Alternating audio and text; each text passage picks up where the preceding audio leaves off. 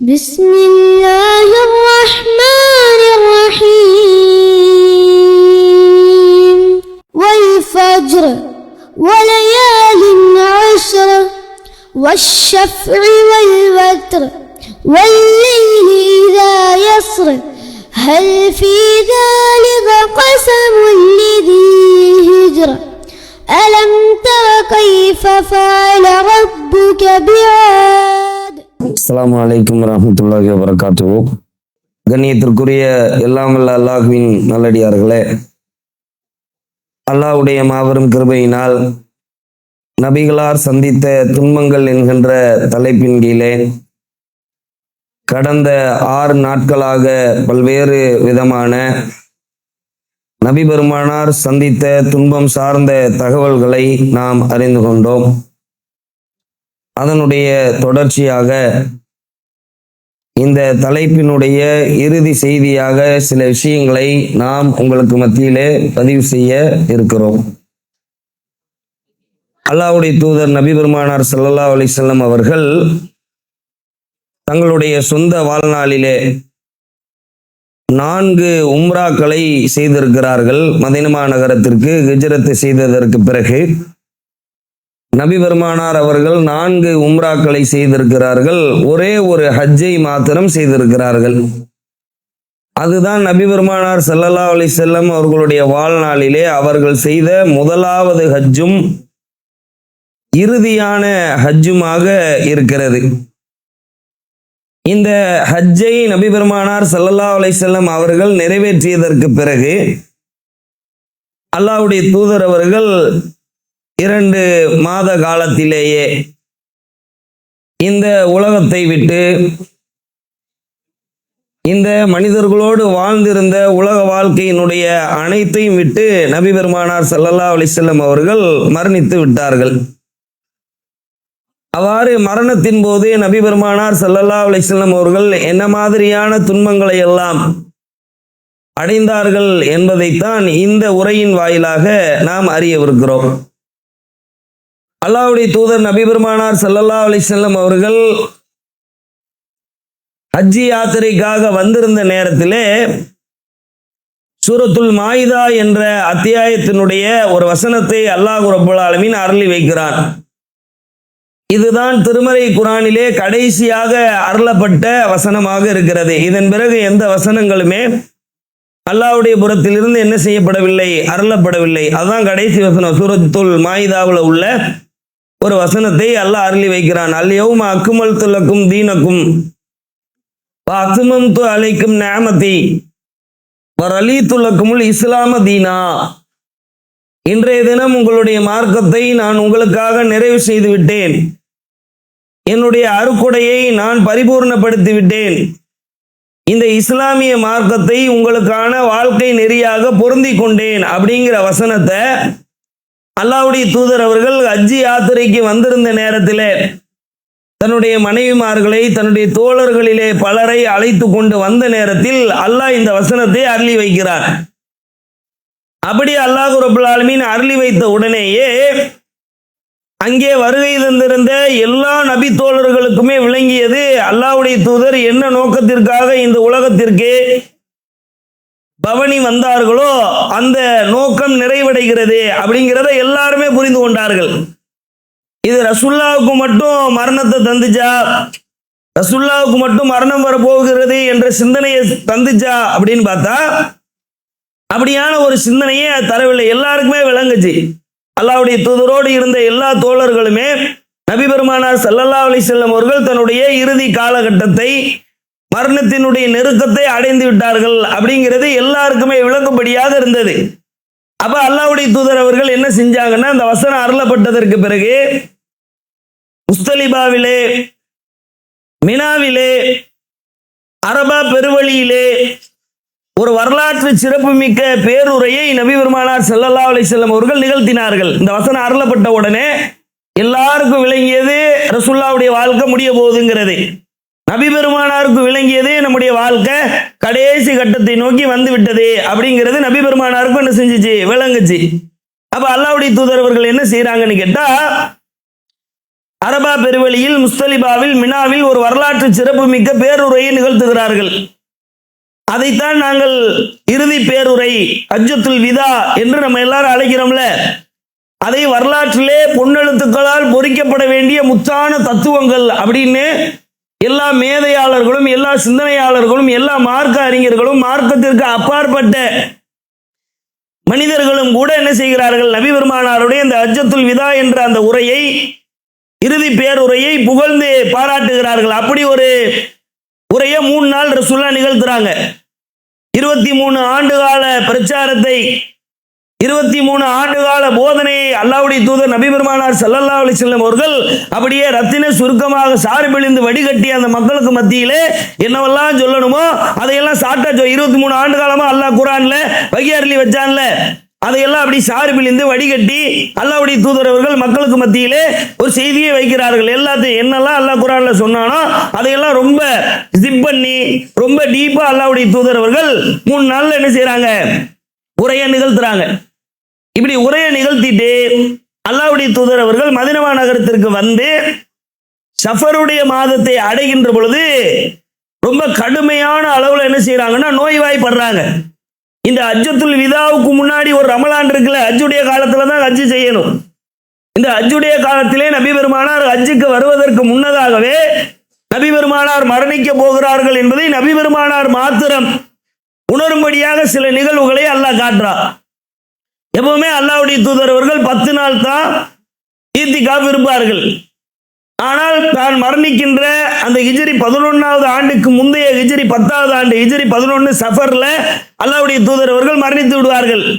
ஹிஜ்ரி 10வது ஆண்டு ரமலான் மாதம் இருக்குதுல, அந்த ரமலானுடைய மாதத்திலே அல்லாஹ்வுடைய தூதர் அவர்கள் 20 நாட்கள் ஈத்திகாஃப் இருப்பார்கள். அப்படி இருக்கும்போது எல்லா ஆண்டுமே ஜிப்ரீல் அலைஹிஸ்ஸலாத்து வஸ்ஸலாம் அவர்கள் ரமலானுடைய மாதத்திலே வந்து குர்ஆனை ஓதி காட்டி நபி பெருமானாருக்கு நினைவூட்டி கொண்டே இருப்பார்கள். அப்படி நினைவூட்டி கொண்டிருந்த அல்லாஹ்வுடைய தூதருக்கு ஜிப்ரீல் அலைஹிஸ்ஸலாம் அவர்கள் அந்த ஹிஜ்ரி 10வது ஆண்டிலே 2 தடவை என்ன செய்றாங்க, நினைவூட்டுறாங்க. எப்படி 10 நாள் ஈத்திகாஃப் இருந்த அல்லாஹ்வுடைய தூதர் இந்த ரமலானுடைய மாதத்திலே 2 தடவை ஈத்திகாஃப் இருக்கிறாங்க. 20 நாள் இருக்கிறாங்க. 2வது 10ல தொடங்கி அது ஒரு 10 நாள், கடைசி 10ல ஒரு 10 நாள் இருக்கிறாங்கல்ல. அப்ப ஜிப்ரீல் அலைஹிஸ்ஸலாம் அவர்கள் வளமையாக எப்படி ஒரு தடவை திருமறை குர்ஆனை நினைவூட்டுவார்களோ அது மாதிரியாக இல்லாமல் 2 தடவை என்ன செய்யறாங்க, இந்த திருமறை குர்ஆனை நபி பெருமானார் ஸல்லல்லாஹு அலைஹி வஸல்லம் அவர்களுக்கு ஜிப்ரீல் அலைஹிஸ்ஸலாம் அவர்கள் நினைவூட்டுகிறார்கள். அப்பயே ரசூலுல்லாஹ்வுக்கு விளங்கிருச்சு, நம்ம கடைசி கட்டத்துக்கு வந்துட்டோம். அல்லாஹ்வுடைய தூதருக்கு இது மாதிரியான செய்திகள் முன்னறிவிப்பாக மறைமுகமாக சொல்லப்படுகிறது அப்படிங்கறதெல்லாம் ரசூலுல்லாஹ் என்ன செஞ்சிட்டாங்க, விளங்கிட்டாங்க. அப்புறம் ஹஜ்ஜை முடிச்சிட்டாங்க. ஹஜ்ஜத்துல் விதா உரையை நிகழ்த்திட்டு அல்லாஹ்வுடைய தூதர் அவர்கள் என்ன செய்யறாங்கன்னா இங்க வந்துடுறாங்க, மதீனாவுக்கு வந்துடுறாங்க. மதீனாவுக்கு வந்த நேரத்துல ஹிஜ்ரி 11ஆம் ஆண்டு சஃபருடைய மாதத்திலே உகது மலைக்கு ரசூலுல்லாஹ் போறாங்க. உகதுல ஷஹீதானாங்கல்ல, உகது யுத்த களத்திலே பெரிய அளவிலே பாதிக்கப்பட்டு பெரிய அளவிலே வெற்றியும் கண்டு அல்லாஹ்வுக்காக பல்வேறு விதமான இன்னல்களை துன்பங்களை சந்தித்த அந்த சஹாபாக்களுக்காக அந்த ஷஹீதுகளுக்காக அல்லாஹ்வுடைய தூதர் நபி பெருமானார் ஸல்லல்லாஹு அலைஹி வஸல்லம் அவர்கள் உகது மலைக்கு சென்று அங்க நின்று அல்லாஹ்விடத்துல இறைஞ்சி என்ன செய்யறாங்க, தொழுகிறாங்க. உகது சஹாபாக்களுக்காக அல்லாஹ்வுடைய தூதர் அவர்கள் இறைஞ்சி என்ன செய்யறாங்க, தொழுகிறாங்க. அந்த தொழுகையெல்லாம் முடிச்சிட்டு அல்லாஹ்வுடைய தூதர் அவர்கள் அப்படி ஒரு நாள் திடீர்னு நடுச்சாமத்துல நடுநிசையில எந்திரிச்சு பக்கி அப்படின்னு சொல்லக்கூடிய பொது மையவாடி எல்லா மனிதர்களையுமே நபி பெருமானாருடைய காலத்திலே வாழ்ந்த எல்லா நபித்தோழர்களையுமே அடக்கம் பண்ணுகின்ற பொது இடமாக பொது மையவாடியாக பக்கி என்று சொல்லப்படக்கூடிய அந்த மையவாடி தான் இருந்தது, நல்லடக்கம் செய்யப்படக்கூடிய இடம். இன்னைக்கும் நீங்க காபத்துல்லாவுக்கு போனா ஹஜ்ஜுக்கு உம்ராவுக்கு போனா அதை நீங்க என்ன செய்யலாம், மதீனாவுல நீங்க அந்த விஷயங்களை எல்லாம் பார்க்கலாம். பக்கி அப்படின்னு ஒரு மன்னரை இருக்கும், அதான் பொது மையவாடி. அங்க திடீர்னு நடுச்சாமத்துல போய் அல்லாஹ்வுடைய தூதர் என்ன செய்யறாங்கன்னா அந்த பக்கியில அடக்கம் பண்ணப்பட்ட மக்கள் இருக்கிறாங்கல்ல, அவங்க எல்லாருக்காண்டி அல்லாஹ்வுடைய தூதர் அவர்கள் பிரார்த்தனை செய்யறாங்க. அப்படி பிரார்த்தனை செஞ்சதோடு மட்டும் இல்லாம அந்த மண்ணறையில அடங்கி இருக்கக்கூடிய மக்களிடத்துல பேசுற மாதிரி அவங்களுக்கு கேட்கலாம் செய்யாது. நீங்க அப்படி புரிஞ்சிடக்கூடாது. அல்லாஹ்வுடைய தூதர் இப்படி எல்லாம் சொன்னாங்கிறதுனால அந்த மண்ணறையில இருந்த எல்லாருமே செவியேற்றாங்க போல அப்படின்னு நீங்க ஒரு காலத்துல விளங்கிடக்கூடாது. அது இஸ்லாமிய மார்க்க அடிப்படைக்கு எதிரானது. ஏன்னா அல்லாஹ் திருமறை குர்ஆன்ல சொல்லுகின்ற பொழுது இன்னக்கலா துஸ்மி உல் மௌத்தா, இறந்து விட்ட யாருக்கும் என்ன செய்யாது, செவியே இருக்கின்ற, இறந்து விட்ட யாருக்கும் செவியே இருக்கின்ற தன்மை கிடையாது அப்படின்னு என்ன செய்யறா அல்லாஹ் திருமறை குர்ஆன்ல சொல்லி தர்றா. அப்ப அல்லாஹ்வுடைய தூதர் அவர்கள் எதுக்கு அப்படி சொல்றாங்கன்னா, நம்ம பொது மன்னரைகளை, பொது மையவாடிகளை சந்திப்பதற்கு செல்லுகின்ற பொழுது அல்லாஹ்வுடைய தூதர் அவர்கள் நமக்கு ஒரு பிரார்த்தனை சொல்லி தர்றாங்கல்ல, அஸ்ஸலாமு அலைக்கும் தார கோமீன் அப்படின்னு ஒரு பிரார்த்தனை சொல்லி தர்றாங்கல்ல. அது என்ன சொல்லுதுன்னா, நீங்க எங்களுக்கு முன்னாடி போயிட்டீங்க, உங்கள் மீது சாந்தியும் உங்கள் மீது சமாதானமும் உண்டாகட்டும், நீங்க எல்லாம் எங்களுக்கு முன்னாடி போயிட்டீங்க, நாங்க உங்களை தொடர்ந்து பின்னாடி வரக்கூடிய மக்களா இருக்கிறோம் அப்படின்னு சொன்னாங்கல்ல. இந்த பிரார்த்தனைய நமக்கு எப்படி அல்லாஹ்வுடைய தூதர் சொல்லி தந்தார்களோ அதை போலவே அந்த பக்கி என்ற அந்த மையவாடியில் நின்று அல்லாஹ்வுடைய தூதர் அந்த மக்களிடத்துல சொல்லுகிறார். அவங்க யாருக்கும் காது கேட்காது. ஆனா அல்லாஹ்வுடைய தூதர் மக்களுக்கு உயிரோடு இருக்கிறாங்கல்ல, அவங்க அதை சிந்திக்கிற மாதிரி அல்லாஹ்வுடைய தூதர் அவர்கள் அதை பேசுகிறார்கள். நீங்க எல்லாம் முன்னாடி போயிட்டீங்க, நாங்கெல்லாம் பின்னாடி வர இருக்கிறோம். முன்னாடி இருந்த ஒரு காலம் இருந்தது, அந்த காலத்தில் இருந்த குழப்பத்தை விட பின்னாடி வரவிருக்கின்ற காலம் இருக்கிறது, அது இதை விட அதிகமான அளவுக்கு குழப்பம் நிறைந்ததாக இருக்கிறது, இருக்க போகிறது.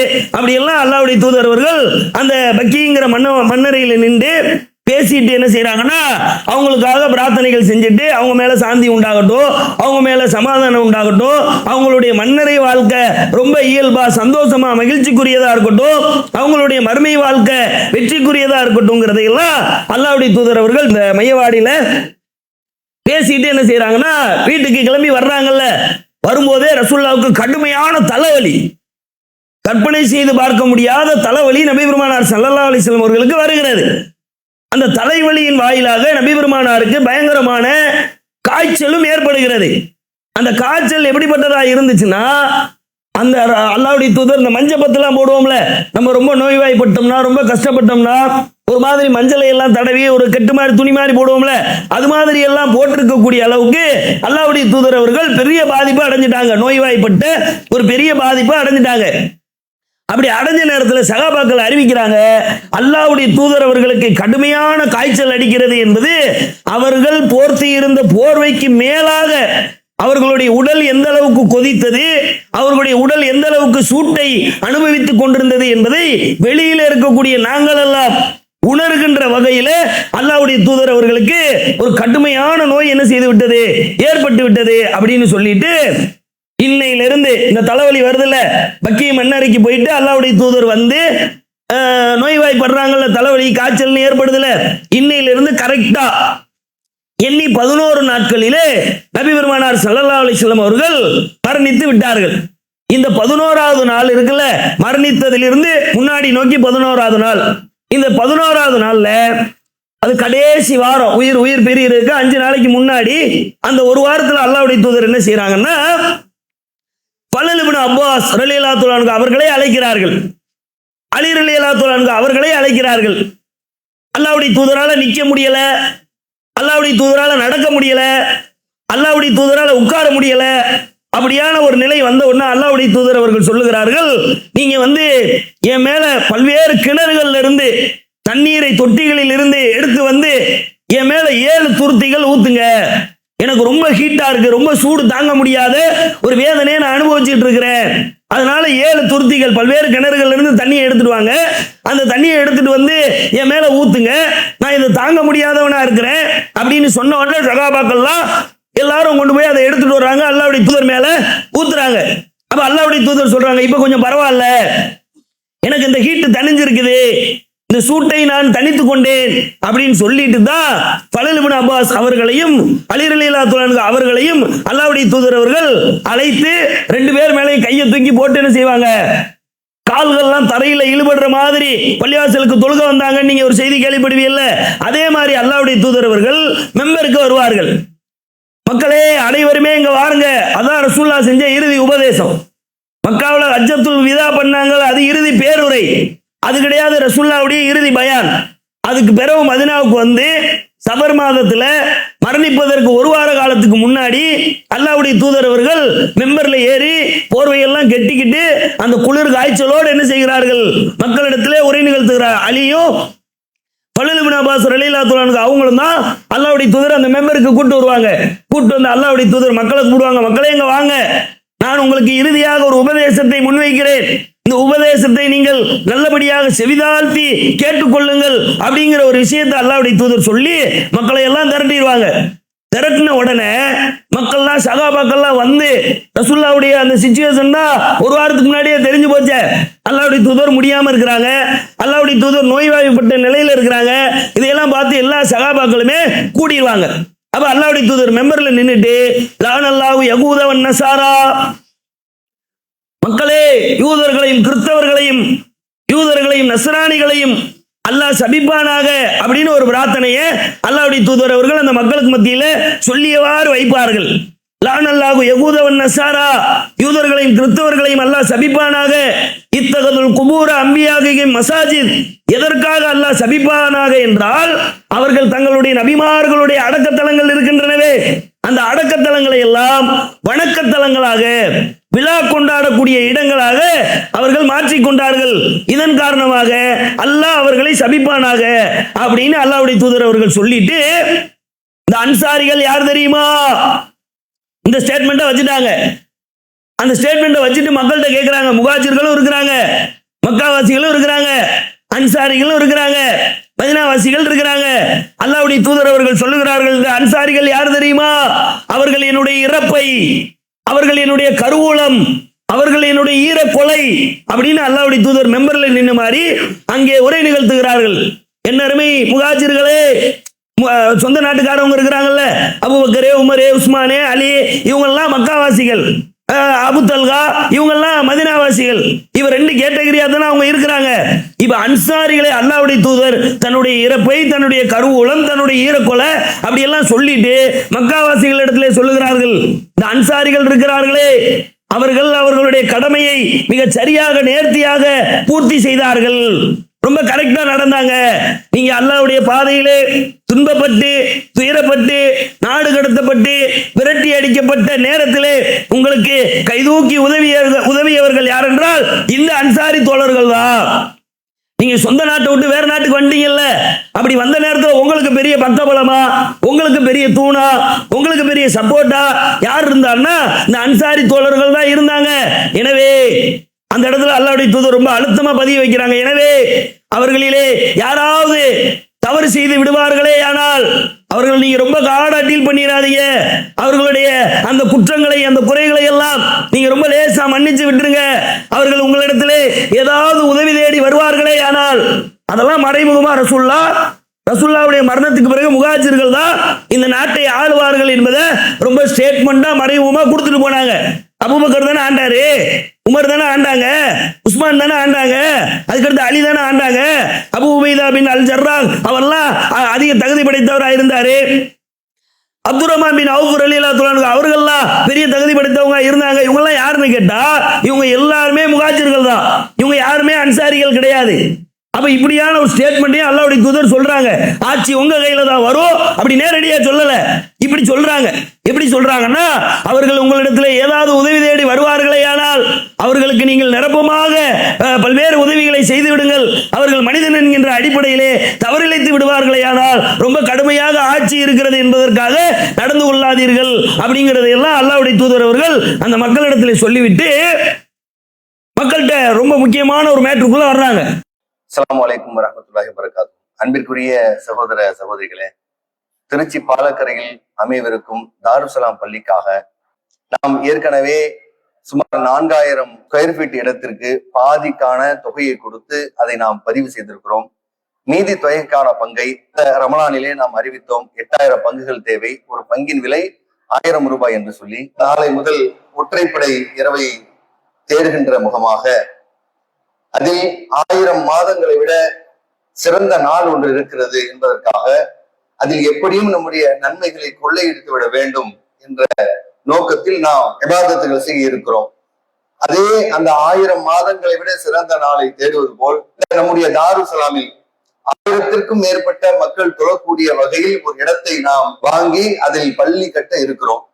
ஆகவே அந்த 1000 மாதங்களை சிறந்த விட அந்த நாட்களிலே 1000த்திற்கும் மேற்பட்ட மக்கள் இபாதத் செய்கிற இந்த இடத்தில வெறும் 1000 ரூபாயும் நாம் அதை பங்கு கொள்ள முடியும் என்கிற வகையில் நாம் ஒரு பங்கின் விலை 1000 பகுத்து கொடுத்திருக்கிறோம்.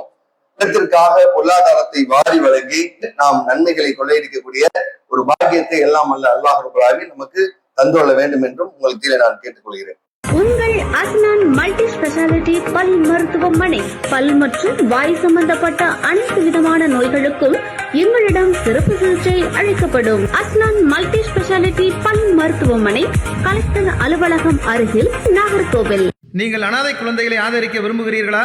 தந்தை இழந்து தரமான உணவின்றி, நல்ல உடைகளின்றி, சரியான வழிகாட்டுதலின்றி அனாதைகளாக வாழும் இந்த குழந்தைகளுக்கு உதவும் கரங்கள் தான் தாருல் இல்ம் உதவும் கரங்கள்.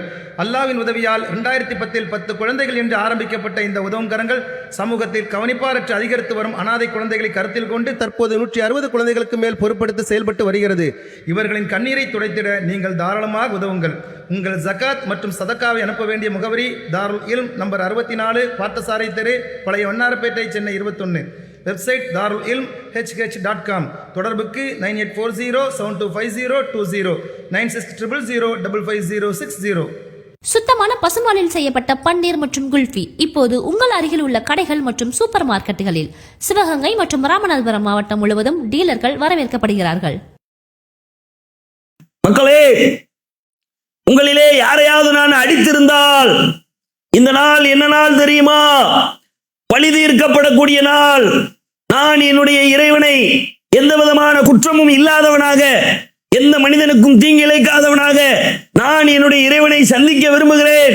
உங்களிலே யாரையாவது நான் அடித்திருந்தால், உங்களிலே யாரையாவது நான் திட்டி இருந்தால், நான் தலைவன் என்று பார்க்காமல், நான் தூதன் என்று பார்க்காமல், இந்த சபையிலேயே என்னுடைய அருமை தோழர்களே, மக்களே, நீங்கள் கணக்கு தீர்த்துக் கொள்ளுங்கள் அப்படின்னு சொன்ன உடனே அந்த சபையை அப்படியே என்ன செய்யுது? அப்படியே அமைதியா இருக்கு. ஏன்னா ரசூலுல்லாஹ் வாழ்நாள்ல யாரையும் அடிச்சதெல்லாம் கிடையாது, யாரையும் திட்டினதெல்லாம் கிடையாது. சஹாபாக்கள் ஸ்டேட்மெண்ட் கொடுக்குறாங்க.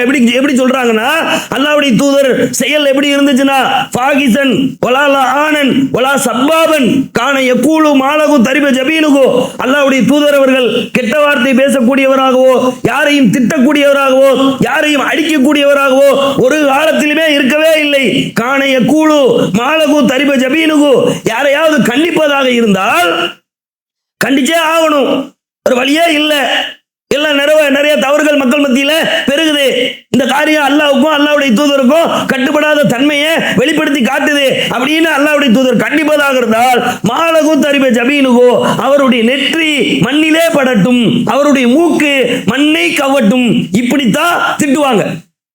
இதுதான் ரசூலுல்லாஹ் மக்களை கடிஞ்சுக்கிட்ட அதிகபட்சமான உச்சபட்ச வார்த்தை அப்படிங்கிற அளவுக்கு சஹாபாக்கள் முன்னாடி உள்ள ஸ்டேட்மெண்ட் அறிவிக்கிறாங்கல்ல, அந்த சபையில யாருமே எந்திக்கல. ஏன்னா ரசூலுல்லாஹ் வாழ்நாள்ல யாரையும் அடிக்கல, யாரையும் திட்டல, யார்ட்டையும் கடுமையா நடக்கல, ஓரளவு பேலன்ஸ்டா என்ன செஞ்சுட்டாங்க? ரசூலுல்லாஹ் கரெக்டா நடந்துட்டாங்க. அடுத்து அல்லாஹ்வுடைய தூதர் சொல்றாங்க, மக்களே, உங்களிலே யாரிடமாவது நான் ஏதாவது ஒரு பொருளாதாரத்தை பெற்றிருந்தால், எதையாவது வாங்கியிருப்பேன்ல, உங்களுக்கு யாருக்காவது நான் எதையாவது கொடுக்கணும்னு இருந்தா, உங்கள்கிட்ட யார்கிட்டையாவது வாங்கிட்டு நான் திரும்ப தராம இருந்தா, நான் தலைவன் என்று பார்க்காமல், நான் தூதர் என்று பார்க்காமல், நீங்கள் இந்த சபையிலேயே அதை நீங்கள் கேட்டு பெற்றுக் கொள்ளுங்கள். நாளை மறுமையிலே என்னுடைய இறைவனை நான் பரிசுத்தமாக சந்திக்க விரும்புகிறேன் அப்படின்னு அல்லாஹ்வுடைய தூதர் சொன்ன உடனே ஒரு சகாபி எந்திரிச்சிருவார். எந்திரிச்சு என்ன செய்வார்? அல்லாஹ்வுடைய தூதரே, நீங்க ஒரு நாள் என்கிட்ட 3 திர்கம் வாங்கினீங்க, சொந்த கடன் இல்லை. அல்லாஹ்வுடைய தூதர் அவர்கள் சில வார் கோதுமைகளுக்காக தான் அடமானம் வைத்த அந்த கவச உடைகளை கூட மீட்டெடுக்காமல் தான் மரணித்தார்கள். நம்ம சொன்னோம்ல 2 நாளைக்கு முன்னாடி, மனைவிமார்கள்லாம் பொருளாதார தேட்டலுக்கு வந்துட்டாங்க. அல்லாஹ்வுடைய தூதரின் வறுமை வாழ்க்கை நீடிச்சுக்கிட்டே போகுது. ஒரு மனைவி இல்லாம அல்லாஹ் 10-11 மனைவிகளை அவர்களுக்கு அறுக்குடையா தந்துட்டா, எல்லாருக்கும் உணவளிக்கக்கூடிய வாழ்வாதாரத்தை தரக்கூடிய ஒரு நிலையில அல்லாஹ்வுடைய தூதர் இருக்கும்போது, ஒரு கட்டத்தில் சாப்பாட்டுக்கு வழி இல்லாம ஆகும்போது யூதர்கள்ட்ட போய் தன்னுடைய கவச ஆடைய, தன்னுடைய போர் ஆடைய அல்லாஹ்வுடைய தூதர் அவர்கள் கொடுத்து வார் கோதுமைகளை வாங்கிட்டு வந்து மனைவிமார்களுக்கு கொடுத்துருவாங்க.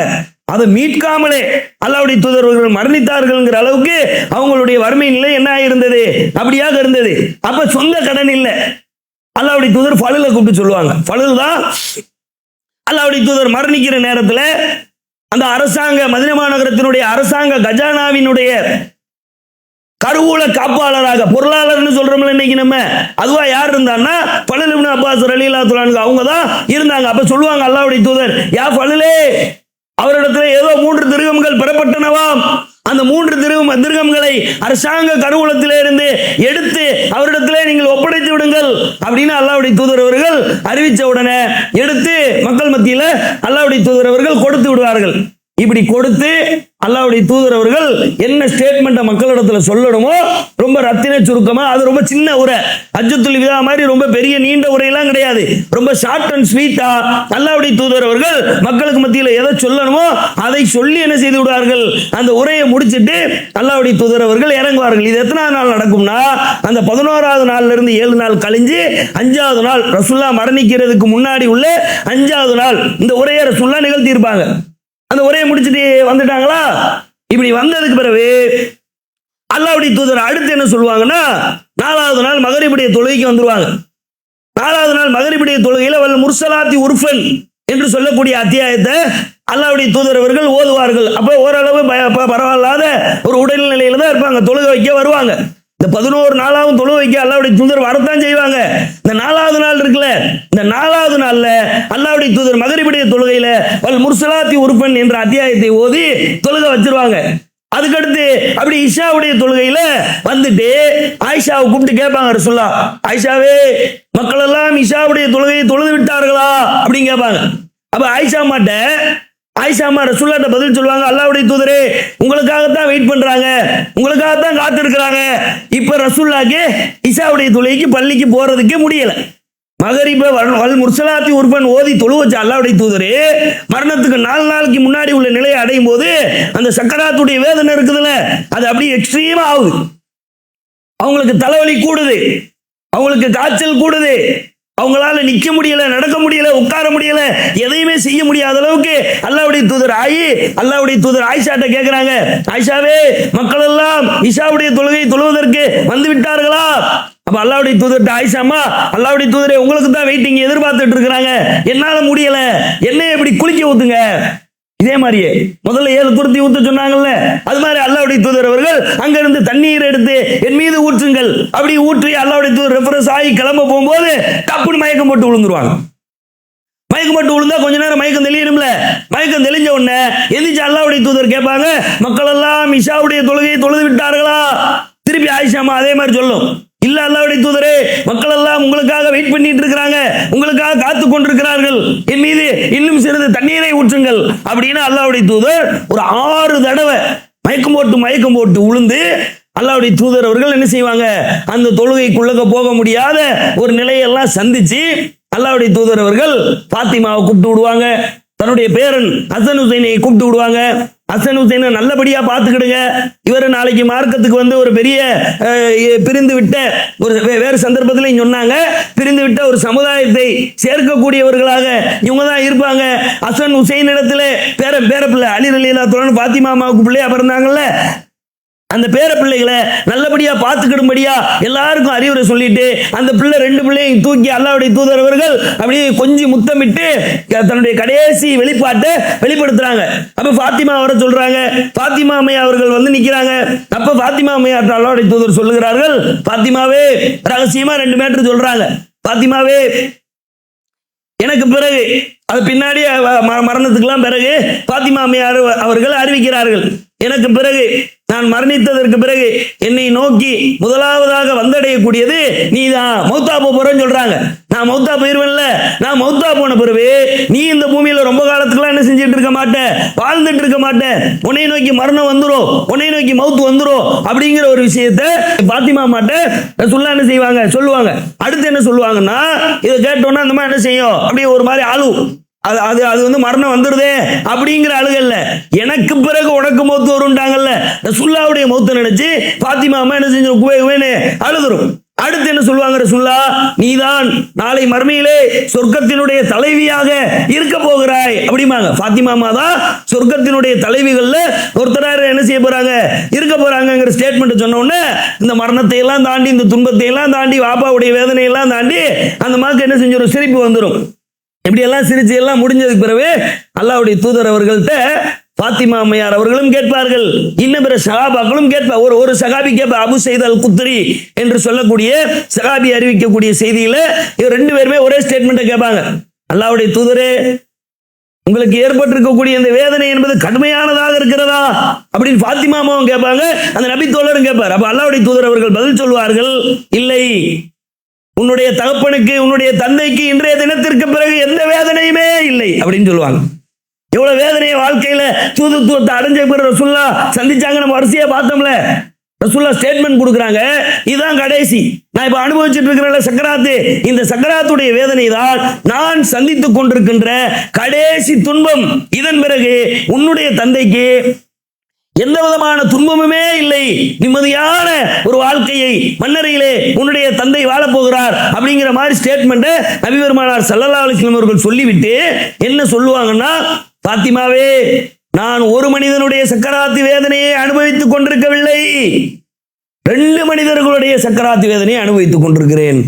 அவ்வளோ வேதனையான வாழ்க்கையை அல்லாஹ் உலகத்துல வாழும்போது கொடுத்து மரண தருவாயில ரொம்ப லேசா அல்லாஹ்வுடைய தூதருக்கு மரணத்தை தராம, ரொம்ப லேசா அல்லாஹ்வுடைய தூதரின் ஆத்மாவை கைப்பற்றாம அல்லாஹ் என்ன செய்யறா, ரொம்ப கடுமையான ஒரு வேதனைக்கு உட்படுத்தி உடல்ல சக்கராத்து வேதனைங்கிறது நம்ம சந்திக்கும் போது அது எப்படி இருக்குங்கிறது நமக்கு தெரியும். அது மாதிரி ஒரு வேதனை அனுபவிக்கும் போது அல்லாஹ்வுடைய தூதர் சொல்லுகிறார்கள், நான் 2 மனிதர்களுடைய வேதனையை அனுபவித்துக் கொண்டிருக்கிறேன் அப்படின்னு சொல்லி அந்த 4வது நாள் அல்லாஹ்வுடைய தூதர் அவர்கள் அப்படி கழிச்சிட்டாங்க. இப்ப அடுத்து 3வது நாள் வந்த உடனே மக்களை எல்லாம் திருப்பி கூப்பிட்டு, எல்லாமே படுத்த படுக்கையில தான், எல்லாமே படுத்த படுக்கையில அல்லாஹ்வுடைய தூதருடைய லாஸ்ட் நொடியில 3வது நாள் என்ன செய்யறாங்கன்னா, மக்கள்கிட்ட இன்னொரு ஸ்டேட்மெண்ட் வைக்கிறாங்க, மக்களே, நீங்கள் அல்லாஹ்வின் மீது நல்லெண்ணம் கொண்டவர்களாகவே தவிர மரணித்து விடக்கூடாது அப்படிங்கிறாங்க. நீ நிறைய பாவம் பண்ணியிருப்ப, நீ நிறைய தப்பு பண்ணியிருப்ப, அல்லாஹ்வுடைய கடமைகளை நிறைவேற்றாம உன்னுடைய இந்த உலக வாழ்க்கைய நீ ரொம்ப பொடுபோக்கா கழிச்சிருப்ப. ஆனாலும் கூட உனக்கு மௌத்து வரும்போது அல்லாஹ் மன்னிப்பானா, அல்லாஹ் மன்னிச்சிருவானா அப்படிங்கிற டவுட்லாம் உனக்கு என்ன செய்யக்கூடாது, வரக்கூடாது. அது மறைமுகமா ஒத்த வார்த்தையில ரசூலுல்லாஹ் சொல்றாங்க, நம்ம உங்களுக்கு விளங்குறதுக்கு சொல்றோம். அல்லாஹ்வின் மீது உங்களிலே யாருமே நல்லெண்ணம் கொண்டவர்களாக என்ன செய்து விடாதீர்கள், மரணித்து விடாதீர்கள் அப்படின்னு அல்லாஹ்வுடைய தூதர் நபி பெருமானார் ஸல்லல்லாஹு அலைஹி வஸல்லம் அவர்கள் அந்த மக்களுக்கு மத்தியில, உங்களுக்கும் என்னைய மாதிரி ஒரு மௌத்து வரும், அப்படி மௌத்து வரும்போது நான் அல்லாஹ் மேல நல்லெண்ணம் வச்சிருக்கிறேன்ல, அல்லாஹ் என்னை மன்னிப்பா, அல்லாஹ் என்னை சொர்க்கத்தை தருவா, அல்லாஹ் என்னை ஏத்துக்கிடுவா, நான் பரிசுத்தமான ஒரு மனுஷனா இந்த உலகத்துல வாழ்ந்து மரணிக்கிறேன் அப்படின்னு நான் ஒரு நல்லெண்ணம் வச்சிருக்கிறேன்ல, அது மாதிரியான நல்லெண்ணத்தை மூமின்களாக இருக்கக்கூடிய எல்லாருமே வைங்க அப்படிங்கிற ஒரு ஸ்டேட்மெண்ட் சொல்லிட்டு அடுத்த அல்லாஹ்வுடைய தூதர் என்ன செய்யறாங்கன்னா 2வது நாளுக்கு வந்துட்டாங்க. 2வது நாளுக்கு வந்த உடனே எல்லா மக்களையும் கூப்பிட்டு, ரசூலுல்லாஹ்க்கு சில அடிமைகள் இருந்திருப்பாங்கல்ல, ஒவ்வொரு சந்தர்ப்பத்துல அல்லாஹ்வுடைய தூதர் அடிமைகளை விடுதலை செய்யக்கூடிய சட்டங்களை எல்லாம் வகுத்து கொடுத்தாங்க. அல்லாஹ்வுடைய தூதரிடத்துல அடிமையா இருந்த சிலரை எல்லாம் என்ன செய்யறாங்க, பொதுவா இருந்த அடிமைகளை விடுதலை செய்யறாங்க. அல்லாஹ்வுடைய தூதரிடத்துல இருந்த அடிமைகளை அல்லாஹ்வுடைய தூதர் என்ன செய்யறாங்க, உரிமை விட்டுறாங்க. நீங்க இனிமே அடிமை கிடையாது, நீங்க போய் நல்ல வாழ்க்கை வாழுங்க அப்படிங்கிற மாதிரி சுதந்திரமான வாழ்க்கை வாழுங்கன்னு விட்டுட்டு, அந்நேரம் அல்லாஹ்வுடைய தூதரிடத்துல இருப்பாக 6 அல்லது 7 தங்க காசுகள் இருந்தன, சொந்த காசு. வங்கி கணக்கு நம்ம சொல்லுவோம்ல, கையில இருப்பா வச்சிருந்தேன்னு சொல்லுவோம்ல, அது மாதிரி அல்லாஹ்வுடைய தூதரிடத்துல கடைசியா இருந்தது 6 அல்லது 7 தங்க காசுகள் இருந்தன. அந்த 7 தங்க காசுகளையும் 6 தங்க காசுகளையும் அல்லாஹ்வுடைய தூதர் அவர்கள் தன்னுடைய சக்கராத்துடைய நேரத்துல தன்னுடைய மரண தருவாயில என்ன செய்யறாங்க, அப்படியே தர்மம் செய்து விட்டு கடைசி ஸ்டேஜுக்கு அல்லாஹ்வுடைய தூதர் போறாங்க. கடைசி நேரம் இப்பதான் சொல்றாங்க, இனிமே யாரையும் என்னை பார்க்கறதுக்கு அனுமதிச்சிட வேண்டாம், என்னுடைய எல்லா வாசல்களையும் என்னுடைய எல்லா வாயில்களையும் நீங்கள் மூடிவிடுங்கள், அபூபக்கரை தவிர அப்படின்றாங்க. அபூபக்கரை தவிர வேற யாரும் என்னை பார்க்கறதுக்கு நீங்க என்ன பண்ணாதீங்க, அனுமதிக்காதீங்க அப்படின்னு சொல்லிட்டு இப்ப தொழுகைக்கு போகணும்ல. அல்லாஹ்வுடைய தூதர் 3 நாளா அந்த வல்ல முர்சலாத்தி உறுப்பினுக்கு பிறகு அல்லாஹ்வுடைய தூதர் தொழுக போகல, அபூபக்கர் தான் தொழுகை வைப்பாங்க. உமர் தொழுகை வைக்கட்டும் ஆயிஷாமா அந்நேரம் ஆர்கியூமெண்ட் பண்ணிட்டு இருப்பாங்க. அல்லாஹ்வுடைய தூதர் இல்ல உமர் தொழுகை வைக்க கூடாது, அபூபக்கர் தான் தொழுகை வைக்கணும் அப்படிமாங்க. இல்ல அபூபக்கர் அழுதுகிட்டே இருப்பாரு தொழுகையில, அவர் ரொம்ப மென்மையான குணம் கொண்டவர், தொழுகையில் என்ன அழுவாரு. உமர் கொஞ்சம் போல்டான ஆளு, அவர் அழுவாம தொழு வைப்பாரு. அப்படிலாம் சொன்ன ஆயிஷாவே, யூசுப் நபி காலத்து பெண்களை போல நீங்கள் வாதம் செய்து கொண்டிருக்கிறீர்கள், அப்படி இல்ல அபூபக்கர் தான் தொழு வைக்கணும் அப்படின்றாங்க அல்லாஹ்வுடைய தூதர். அப்புறம் கடைசியில் அல்லாஹ்வுடைய தூதர் வாதம் ஓங்கி அபூபக்கர் ரலியல்லாஹு அன்ஹு அவர்கள் 3 நாள் தொழுகை வைப்பாங்களே. இப்ப கடைசி நாளுக்கு ரசூலுல்லாஹ் வந்துருவாங்க. மஸ்ஜித் நபவி, ஆயிஷா அம்மா வீடு, இந்த பக்கம் மஸ்ஜித் நபவி, இந்த பக்கம் ஆயிஷா அம்மா வீடு, ஒரு தெரதான் பெரிய பில்டிங்கு, பொதுச்சவரு அப்படிலாம் எதுவும் கிடையாது. இங்க இருந்து பார்த்தா அது தெரியும், அங்க இருந்து பார்த்தா இது தெரியும். ரசூலுல்லாஹ்வுடைய வீட்டுல இருந்து பார்த்தா, ஆயிஷா அம்மா வீட்டுல இருந்து பார்த்தா மஸ்ஜித் நபவி தெரியும், மஸ்ஜித் நபவில இருந்து பார்த்தா ஆயிஷா அம்மா வீடு தெரியும். இப்ப ரசூல்லா ரொம்ப தளர்ந்துட்டாங்கல்ல, படுத்த படுக்கை ஆயிட்டாங்கல்ல, கடைசி ஸ்டேஜுக்கு வந்துட்டாங்கல்ல. அப்படி வரும்போது அல்லாஹ்வுடைய தூதர் அவர்கள் அந்த திரையை விலக்கி பார்ப்பார்கள். அபூபக்கர் தொழுகை நடத்தி கொண்டிருப்பார். மக்கள் எல்லாம் பெரிய கூட்டமாக அந்த சஃபிலே நின்ற உடனே அல்லாஹ்வுடைய தூதர் அவர்கள் அந்த சக்கராத்துடைய வேதனையோடு நம்ம ஒரு அழகான சமுதாயத்தை இணை கற்பிப்பிலிருந்து வெளியே கொண்டு வந்து அல்லாஹ்வை மட்டுமே வணங்குகின்ற ஒரு மகத்தான சமுதாயத்தை உருவாக்கிட்டோம் அப்படிங்கிற ஒரு அழகான தூதுத்துவத்தை, நபித்துவத்தை, நுபுவத்தை நிறைவு செய்துவிட்ட ஃபீல்ல அல்லாஹ்வுடைய தூதர் அவர்கள் அப்படி சிரிப்பாங்க. இத அபூபக்கர் கவனிச்சுட்டு தொழுகையிலிருந்து இப்படி விலகுவார். வரப்போறாங்க போல, அல்லாஹ்வுடைய தூதர் திரை விலக்கி பார்க்கறாங்கல்ல, சிரிக்கிறாங்கல்ல, அல்லாஹ்வுடைய தூதர் தொழு வைக்க வரப்போறாங்கன்னு நினைச்சுக்கிட்டு அவர் விலகுவார். அல்லாஹ்வுடைய தூதர் சைகையால காட்டுவாங்க, இல்ல என்னால வரலாம் முடியாது, நீங்களே தொழுக வைங்க. எல்லா சகாபாக்களுக்கும் அந்த சிச்சுவேஷனை பார்த்த உடனே ஒரு பக்கம் அபூபக்கர் நின்று இமாமத்துல நின்ன மாதிரி அழுவாரு, பின்னாடி இருக்கக்கூடிய சகாபாக்கள்லாம் ஒரு மாதிரி அழுவும் போது அப்படி திரையை மூடிட்டு அல்லாஹ்வுடைய தூதர் அவர்கள் கடைசி ஸ்டேஜுக்கு போகும்போது அப்படியே ஆயிஷாவை அப்படியே பார்ப்பாங்க.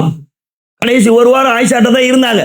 எல்லா மனைவிமார்கள்ட்ட அனுமதி வாங்கி, எல்லா மனைவிமார்கள்ட்ட பெர்மிஷன் வாங்கி, நான் அந்த கடைசி காலத்துல நான் ஆயிஷா கூட தங்கிக்கிடட்டுமா, நீங்க எல்லாம் அனுமதிப்பீங்களா அப்படி எல்லாம் கேட்டு அல்லாஹ்வுடைய தூதர் தன்னுடைய மரண தருவாயில ஆயிஷா அம்மா கூட போய் என்ன செஞ்சாங்க, இருந்தாங்க. ஆயிஷா அம்மா கடைசி தருணத்தை அறிவிக்கிறாங்க. அல்லாஹ்வுடைய தூதர் அவர்களுடைய உயிர் ஊசலாடி கொண்டிருந்தது. என்னுடைய மடியின் மீது அவர்கள் தலை சாய்த்து படுத்து கிடந்தார்கள். என்னுடைய எச்சிலையும் அவர்களுடைய எச்சிலையும் இரண்டரை கலந்தேன். அவங்க அந்த கடைசி ஸ்பரிசத்தை அவர்கள் வெளிப்படுத்துகிறார்கள்.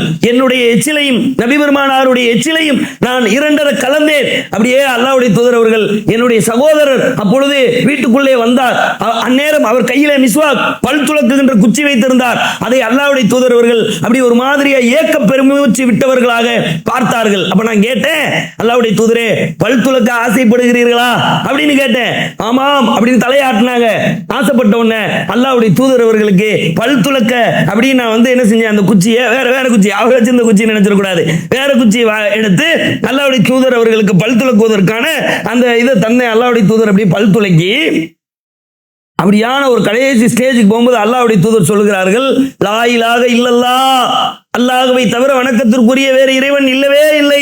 இன்னலில் மௌத்தி சக்கராத், மௌத் இருக்கிறதே, சக்கராத்துடைய வேதனை இருக்கிறதே, அதற்கு பல மயக்கங்கள் இருக்கிறது. இவ்வளவு பெரிய வேதனையில ரசூல் அந்த வார்த்தையை வெளிப்படுத்துறாங்கன்னு விளங்குதா உங்களுக்கு? கடைசி ஸ்டேஜ். அப்ப ஆயிஷா அம்மா சொல்லுகிறார்கள், இந்த நிலையிலே அல்லாஹ்வுடைய தூதரின் கண்கள் மேல் நோக்கி சென்றன. அல்லாஹ்வுடைய தூதரின் கண்கள் எல்லாம் விரிவடைந்து மேல் நோக்கி பார்த்து கொண்டிருக்கின்றன. அவர்களுடைய மூச்சு, இந்த இடம் இருக்குல்ல, இந்த இடம்லாம் ஜைனப் அம்மாவுடைய மகன் இறக்கும் போது நெஞ்செல்லாம் அப்படி ஏறி இறங்குச்சுன்னு சொன்னோம்ல, அது மாதிரி அவர்களுடைய மூச்சு மேலும் கீழுமாக இறங்கி கொண்டிருக்கிறது. அப்பொழுது அல்லாஹ்வுடைய தூதர் அவர்கள் சிறிது சிறிதாக சில வார்த்தைகளை, சத்தம் கேட்கல, ரொம்ப சத்தமா போல்டா சொல்ற நிலையிலே இருந்தாங்க. ரொம்ப தாழ்ந்துருச்சுல குரல். ரசூலுல்லாஹ் ஏதோ வாய்க்குள்ள முணுங்குறாங்க. லா இலாஹ இல்லல்லாஹ் இன்னலில் மௌத்தி சக்கராத் அப்படின்னு சொன்னதுக்கு பிறகு அல்லாஹ்வுடைய தூதர் அவர்கள் அப்படி நைட்டா முணங்குறாங்க. என்ன முணங்குறாங்க தெரியுமா? இறைவா, என்னை நல்லோர்களோடு சேர்ப்பாயாக, உயிர் தியாகிகளோடு சேர்ப்பாயாக, நாளை மறுமையிலே நல்ல நண்பர்களோ, உயர்ந்த நண்பர்களோடு என்னை சேர்த்து வைப்பாயாக என்று நபி பெருமானார் இறைவனிடத்திலே பிரார்த்தித்துக் கொண்டிருக்கும் போது அல்லாஹ்வுடைய தூதர் அவர்களுடைய உயிர் என்னுடைய மடியிலேயே என்ன செய்தது, பிரிந்தது அப்படின்னு ஆயிஷா அம்மையார் அவர்கள் சொல்லுகிறார்கள். அப்ப இது நபி பெருமானார் சந்தித்த கடைசி துன்பம். இந்த சக்கராத்துடைய வேதனையை கூட அல்லாஹ் ரப்பல் ஆலமீன் நபி பெருமானார் அவர்களுக்கு குறைத்து தராமல் என்ன செய்திருக்கிறான். என்று தூதராக ஆனார்களோ அன்றிலிருந்து மரணிக்கும் வரை பல்வேறு விதமான சொல்லன்னா துயரங்களை நபி பெருமானார் ஸல்லல்லாஹு அலைஹி வஸல்லம் அவர்களுக்கு அல்லாஹ் தந்துதான் இந்த உலக வாழ்க்கையை என்ன செய்திருந்தான், அவர்களுக்கு பிடிப்பாக்கி வைத்திருந்தான். அல்லாஹ்வுடைய தூதர் நமக்கு சொன்னதை போல ஒரு மூமினுடைய காலிலே தைக்கப்படுகின்ற முள் உட்பட அனைத்திற்கும் அதற்கு நிகரான பாவங்கள் மன்னிக்கப்படுகின்றன, அதற்கு நிகரான பரிசுகளும் நாளை மறுமையிலே வழங்கப்படுகின்றன அப்படின்னாங்க. அப்ப அந்த அடிப்படையில நம்ம எல்லாரும் என்ன பார்ப்போம்னா, அல்லாஹ்வுடைய தூதர் சோதிக்கப்பட்டுட்டாங்க. அல்லாஹ் அவர்களுக்கு மறுமையினுடைய வாழ்க்கையை சிறப்பாக்குறதுக்காக, மறுமையினுடைய வாழ்க்கையில் அவருடைய கூலி பெருசா இருக்கணுங்கிறதுக்காக இந்த மாதிரி சோதனையெல்லாம் சகிச்சுக்கிட்டா தான் இந்த ஏகத்துவ கொள்கையை மக்களிடத்திலே பறைசாற்ற முடியும். அதுதான் சரியான முன்மாதிரித்துவமாக இருக்கும் என்பதை அல்லாஹ் ரப்பல் ஆலமீன் உணர்ந்துதான் இது மாதிரியான துன்பங்களை தந்தான். இந்த நபி பெருமானார் ஸல்லல்லாஹு அலைஹி வஸல்லம் அவர்களுக்காக நாம் காலமெல்லாம் பிரார்த்தனை செய்யும்படி கட்டளையிடப்பட்டிருக்கிறோம்.